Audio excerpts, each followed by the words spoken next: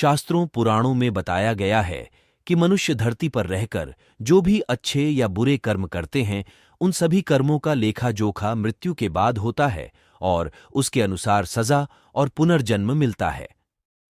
ईश्वर की दृष्टि में जो अच्छे कर्म यानी आपके काम होते हैं, उसे पुण्य कहा जाता है और जो बुरे कर्म होते हैं, उन्हें पाप कहा जाता है।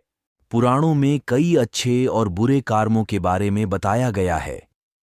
गरुड़ पुराण और कठोपनिषद में तो यह भी बताया गया है कि मनुष्य को अपने पाप कर्मों के कारण मृत्यु के बाद अलग अलग तरह के पापों के लिए कौन कौन सी अलग सजाएं दी जाती हैं। गरुड़ पुराण में उल्लेख मिलता है कि मनुष्य धरती पर जो कुछ भी पाप करता है, उन सभी पापों की अलग अलग सजा बारी बारी से मिलती है।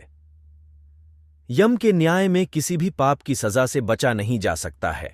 गरुड़ पुराण में बताया गया है कि परस्त्री पुरुष संबंध रखने वाले को लोहे के गर्म सलाखों को आलिंगन करवाया जाता है।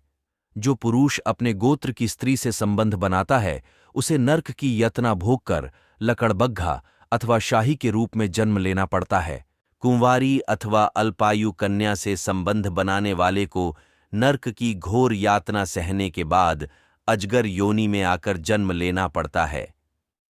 जो व्यक्ति काम भावना से पीड़ित होकर गुरु की पत्नी का मान भंग करता है, ऐसा व्यक्ति वर्षों तक नर्क की यातना सहने के बाद गिरगिट की योनि में जन्म लेता है। मित्र के साथ विश्वासघात करके उसके पत्नी से संबंध बनाने वाले को यमराज गधा की योनि में जन्म देते हैं।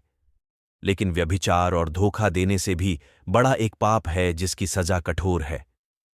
महाभारत के समय एक व्यक्ति ने ऐसा पाप किया था, लेकिन आजकल बहुत से लोग ऐसे पाप करने लगे हैं। जानिए वह पाप क्या है और इसकी सजा क्या है। भगवान श्री कृष्ण ने दृष्टि में जो सबसे बड़ा पाप है, वह है भ्रूण हत्या। महाभारत युद्ध समाप्त होने के बाद जब द्रोणाचार्य के पुत्र अश्वत्थामा ने उत्तरा के गर्भ में पल रहे बालक परीक्षित पर ब्रह्मास्त्र का प्रयोग करके उसकी हत्या कर दी, तब भगवान श्री कृष्ण सबसे अधिक क्रोधित हुए थे। श्री कृष्ण ने उस समय ही यह घोषणा कर दी थी कि अश्वत्थामा का पाप सबसे बड़ा पाप है, क्योंकि उसने एक अजन्मे बालक की हत्या की थी।